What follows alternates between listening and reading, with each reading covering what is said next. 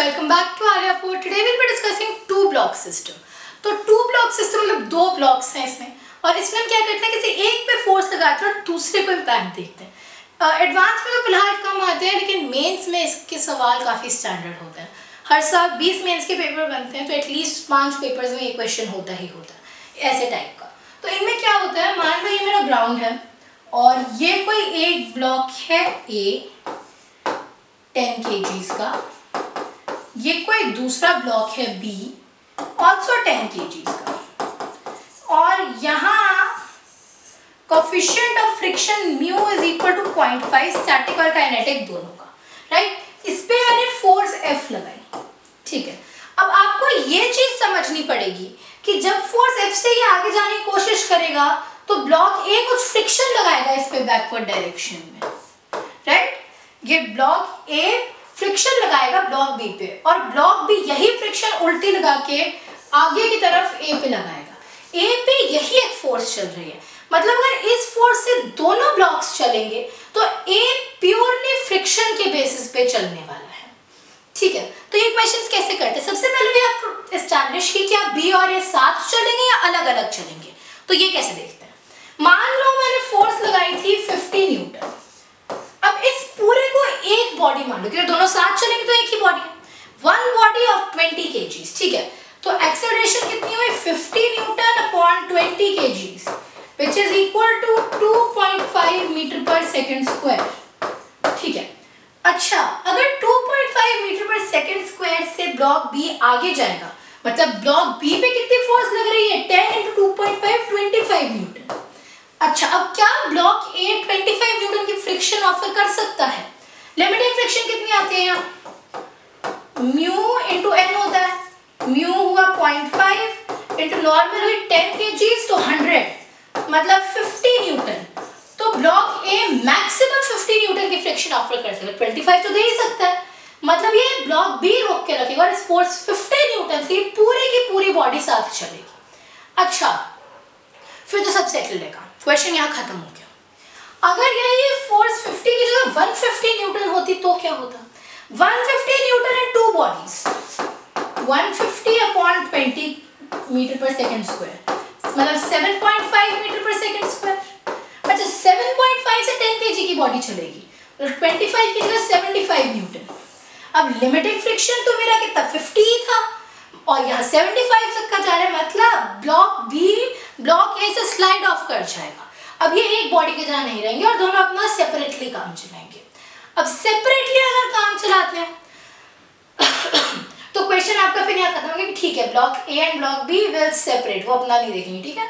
तो block B उतर जाएगा, अब फिर बाद में वो वैसे ही चलेगा जैसे अगर उस पर सिर्फ अकेले इस पे 150 न्यूटन की फोर्स लगती, ठीक है। अब थोड़ा सा चीजों को कॉम्प्लिकेट करते हैं।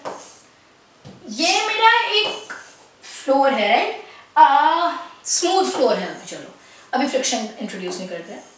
दो ब्लॉक्स हैं, इस पे मैंने फोर्स लगाई 10t की, मतलब this is a time dependent force. जैसे t is equal to 1 second पे 10 न्यूटन की होगी, 2 सेकंड पे 20 न्यूटन की होगी, फिर 3 सेकंड पे 30 न्यूटन की होगी, and so on, right. So this is a time dependent force. अब ये ब्लॉक है 10 kg का, ये ब्लॉक है 20 kg का। यहाँ ऊपर coefficient of static friction is equal to let's say 0.2 and coefficient of kinetic friction is equal to 0.1। चलो ठीक है, और अब मुझे क्या करना है, मुझे इस पे बताना है कि क्या तो पहले ये दोनों बॉडीज कब तक साथ चलेंगी, और जब साथ चलनी बंद हो जाएंगी तो फिर कैसे स्लिपिंग होगी, कैसी एक्सेलरेशन उनकी होंगी बाद में, ठीक है। सबसे पहले साथ कब तक चलेंगी, तो 10t को मैं मतलब f लिख देती हूँ, बाद में वी कैन डिवाइडेड बाय 10, ठीक है। अब ये पूरी बॉडी अगर मैं मानती हूँ 30 kgs की, तो एट एनी गिवन टाइम इसकी एक्सेलरेशन होगी f अपॉन 30, राइट, ओके। और ये 10 kg का ब्लॉक है और स्टैटिक फ्रिक्शन है 0.2, मतलब मुझे यहाँ पे लिमिटिंग फ्रिक्शन कितनी है मेरी 0.2 इंटू 10 इंटू 10, मतलब 20 न्यूटन। तो जब ये 20 न्यूटन फ्रिक्शन आगे ऑफर इसको 20 न्यूटन की फ्रिक्शन से ज्यादा होगी तो फिर ये अलग हो जाएंगे, ठीक है, इज इक्वल टू, ठीक है। तो 20 न्यूटन की फोर्स हमें यहाँ ऊपर लगानी है अगर हमें इसे खींचना है, ठीक है। ठीक है, और मेरे को वैसे एक्सेलरेशन है F/30 और F/30 इंटू मास कितना 10, मतलब F/3 इतनी फोर्स ऊपर लगनी चाहिए, बट वी जस्ट एस्टैब्लिश हमें 20 न्यूटन चाहिए, मतलब force is equal to 60 newton जब तक ना हो जाए तब तक ये दोनों साथ रहेंगे। फॉर 60 न्यूटन मतलब time t is equal to 6 seconds, तो till time t is equal to 6 seconds ये दोनों बॉडी साथ चलेंगी एज दो दे वर वन एंटिटी, ठीक है। ठीक है, अच्छा तो मैक्सिमम एक्सेलरेशन पॉसिबल कितनी है इस सिस्टम की? 60 न्यूटन की फोर्स तक झेल सकता है और इसका मास है 30 kg, मतलब जो मैक्सिमम एक्सेलरेशन ये सिस्टम झेल सकता है that is 2 metre per second square. ये चीज भी पूछी जा सकती है कि सिस्टम की मैक्सिमम एक्सेलरेशन जो ये झेल सकता है वो कितनी है, ठीक है ना। If we get to sequence of slipping, तो मतलब कैसे कितना स्लिप हो रहा है, ठीक है। सबसे पहले तो हमने देखा ये जो ऊपर वाला था, ऊपर वाला ए था, भी था, कुछ भी लेबलिंग नहीं किया, ऊपर वाला ए और नीचे वाला बी, तो सबसे पहले तो ब्लॉक ए ब्लॉक बी के ऊपर से स्लाइड ऑफ कर जाएगा, ठीक है। अच्छा, लेकिन अगर ये ब्लॉक ए स्लाइड करने लगा तो अब ये जो फ्रिक्शन है it does not have to oppose the tendency of sliding, it has to oppose sliding, मतलब अब हम काइनेटिक फ्रिक्शन की बात करेंगे। तो अब जब ये आफ्टर स्लिपिंग बात आएगी, आफ्टर स्लिपिंग, तब जो मेरा ब्लॉक ए है उसकी एक्सेलरेशन होगी 1 मीटर पर सेकेंड स्क्वायर, क्योंकि अब स्टैटिक फ्रिक्शन एक्सेलरेशन नहीं दे रहा, अब काइनेटिक फ्रिक्शन एक्सेलरेशन दे रहा है, ठीक है। अच्छा, ये तो हो गया अगर स्लिपिंग के बाद, राइट। और स्लिपिंग के पहले क्या था, जब फोर्स 60 से कम थी तो फिर हम फोर्स अपॉन 30 kg के एक्सेलरेशन से सिस्टम चलाएंगे, मतलब T/3 से। तो A इज इक्वल टू, तो मतलब just to be clear, A of A is equal to A of B is equal to T/3 for all time less than 6 seconds, यानी कि force less than equal to 60 Newton, और acceleration of A is equal to 1 meter per second square for all time greater than 6 seconds, या जो force लगी जब वो 60 Newton पार कर गई, ठीक है। A की acceleration तो आ गई। अब अगर हम बात करते हैं B की एक्सेलरेशन की, क्योंकि B की एक्सेलरेशन इतनी सीधी नहीं चलने वाली, ओके।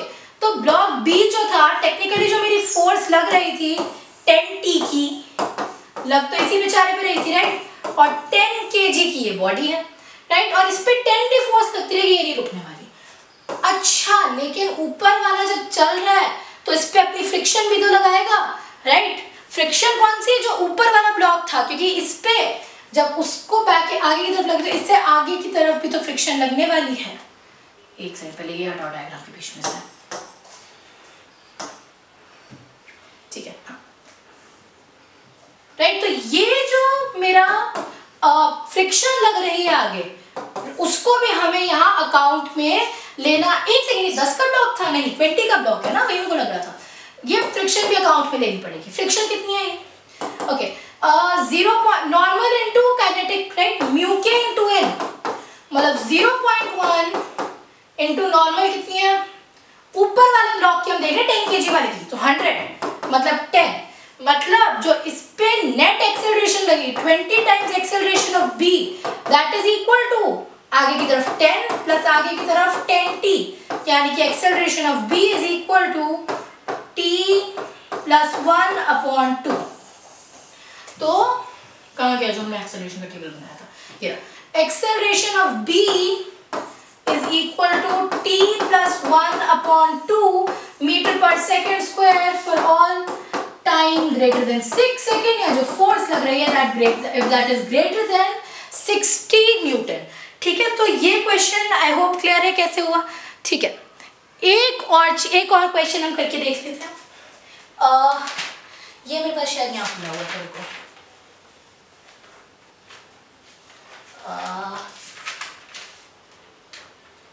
ये रहा भाई। अगर ये 3 ब्लॉक सिस्टम होता, क्योंकि देखो जेई ने अब कोई हद नहीं छोड़ी एनटीए ने, कहीं कैसे भी क्वेश्चन डाल रहे हैं, 3 ब्लॉक सिस्टम अगर हुआ, कंसेप्ट वही रहेगा कि ऊपर वाले की फ्रिक्शन इसे या नीचे वाले की फ्रिक्शन चला रही है। तो ये मेरा स्मूथ फ्लोर है, 30 kg का ब्लॉक, 20 kg का ब्लॉक और 10 kg का ब्लॉक, ठीक है। यहाँ बीच में म्यू है 0.1, यहाँ बीच में है म्यू 0.2 और ये स्मूथ फ्लोर है, मतलब म्यू इक्वल टू 0, ठीक है।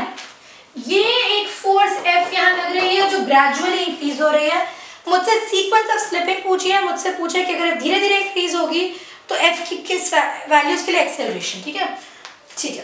तो सबसे पहली चीज तो ये सबसे पहले यहाँ पे जो पॉइंट्स हैं क्रिटिकल वो कहाँ आएंगे, म्यू इक्वल टू 0.1 और 10 kg, मतलब 0.1 टू 100, एक तो force F equal to 10 newton जब ये फ्रिक्शन सपोर्ट नहीं हो पाएगी, फिर एक है 0.2 इंटू 20 इंटू 10, एक F equal to 40 newton, right, ठीक है। अच्छा उसके बाद 30 है यहाँ, 0.2 यहाँ है, तो एक F इक्वल टू 60 न्यूटन पे मेरी डेडलाइन आने वाली है, और एक चीज मेरी रहेगी 10 न्यूटन से कम वाली चीजों पे, ठीक है। और इनफैक्ट 40 उतनी सिग्निफिकेंस होल्ड नहीं करने वाला, so let's just ignore that. और फिर F less than equal to 60 but greater than 10 और फिर F greater than equal to 60। ये मेरे 4 क्रिटिकल पॉइंट्स रहने वाले हैं और पूरा का पूरा क्वेश्चन यहाँ पे इन्हीं पे बेस्ड है, ठीक है।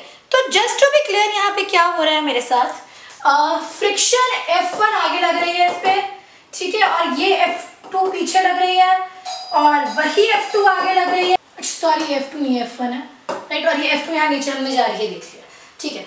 तो यहाँ और ये एक F2 यहाँ पीछे जाने वाली, ये ब्लॉक A और B सोनली फ्रिक्शन से मूव करने वाले हैं।